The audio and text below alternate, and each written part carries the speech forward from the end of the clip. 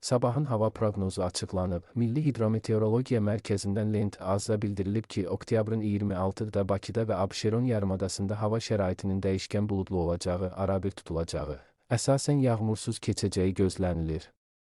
Lakin axşam bəzi yerlərdə yağış yağacağı, şimşək çaxacağı ehtimalı var, gecə və səhər bəzi yerlərdə zəif duman olacaq.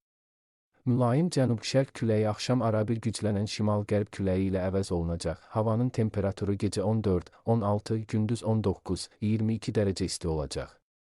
Atmosfer təzyiqi 758 mmc sütunu, nisbi rütubət isə gecə 80-85, gündüz 65-70 təşkil edəcək. Azərbaycanın rayonlarında havanın əsasən yağmursuz keçəcəyi, lakin gündüz şimal və qərb rayonlarından başlayaraq bəzi yerlərdə arabir yağış yağacağı, şimşək çaxacağı gözlənilir. Ayrı-ayrı yerlərdə qısa müddətli leysan xarakterli olacağı, dolu düşəcəyi, yüksək dağlıq ərazilərdə sulu qara keçəcəyi ehtimalı var, bəzi yerlərdə arabir duman olacaq.